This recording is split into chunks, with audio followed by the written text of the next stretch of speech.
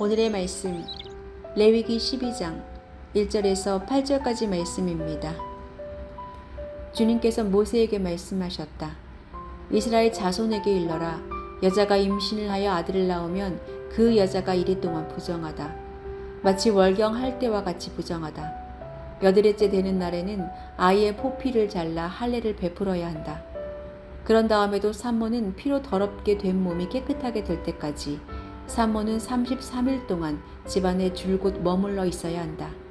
몸이 정결하게 되는 기간이 끝날 때까지 산모는 거룩한 물건을 하나라도 만지거나 성소에 드나들거나 해서는 안 된다.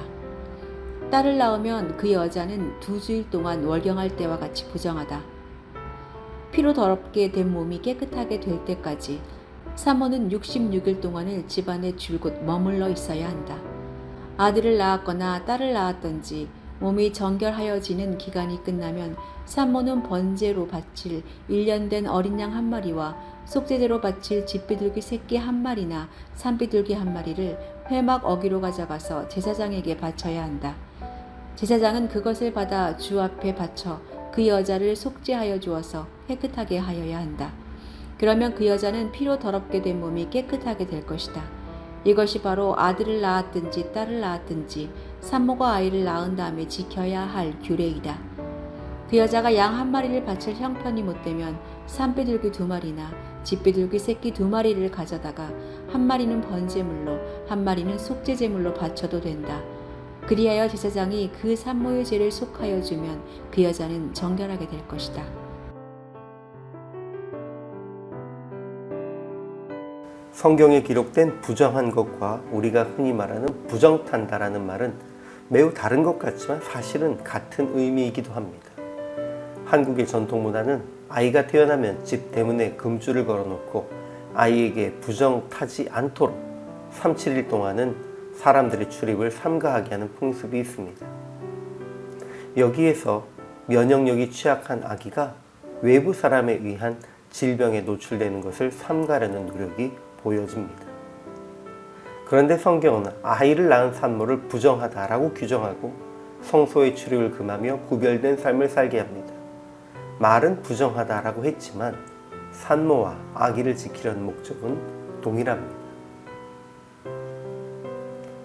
하나님은 모세에게 아기를 낳은 산모의 정결과 관련한 규례를 명령하십니다.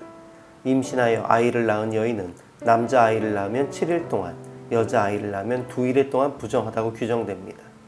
남자아이의 경우는 8째 날에 할례를 시행해야 합니다.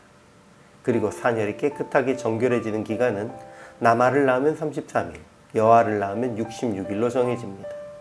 이 기간이 지나면 여인은 번제를 위한 1년 된 어린 양과 속죄제를 위한 집비둘기 혹은 산비둘기를 가지고 제사장에게 나아가 제사드려야 합니다.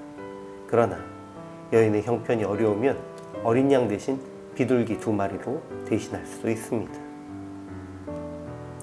오늘 본문의 부정한 기간을 아이를 낳은 여인 자체를 부정한 존재로 보는 기간이 아니라는 것을 우리는 먼저 알아야 합니다. 하나님은 이 기간 동안 출산으로 인해 연약해진 여인들이 그 누구도 하나님은 이 기간 동안 출산으로 인해 연약해진 여인들이 그 누구의 간섭도 받지 않고 쉴 수 있는 기간을 종교적 근거를 바탕으로 확보해 주신 것입니다. 그렇다면 여아를 낳았을 때의 정결에 이르는 기간이 2배로 규정되는 것 역시 차별이라기보다는 배려의 차원에서 바라보는 것이 합당합니다. 현실적으로 남아 선호 사상이 강했던 고대의 사회에서 하나님은 그 여인이 가족들의 비난과 구박에서 보호받을 수 있도록 규정하신 것으로 이해하는 것이 더 바를 것입니다. 하나님의 우리를 향한 사랑과 배려는 당시 사람들이 이해하지 못할 만큼 세밀하셨습니다.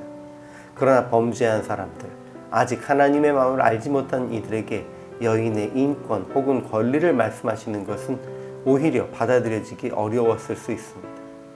이런 상황 속에서 하나님은 그들이 받아들일 수 있는 언어인 부정함을 사용하여 당신이 보호하고자 하신 대상을 지키는 방법을 선택하셨습니다.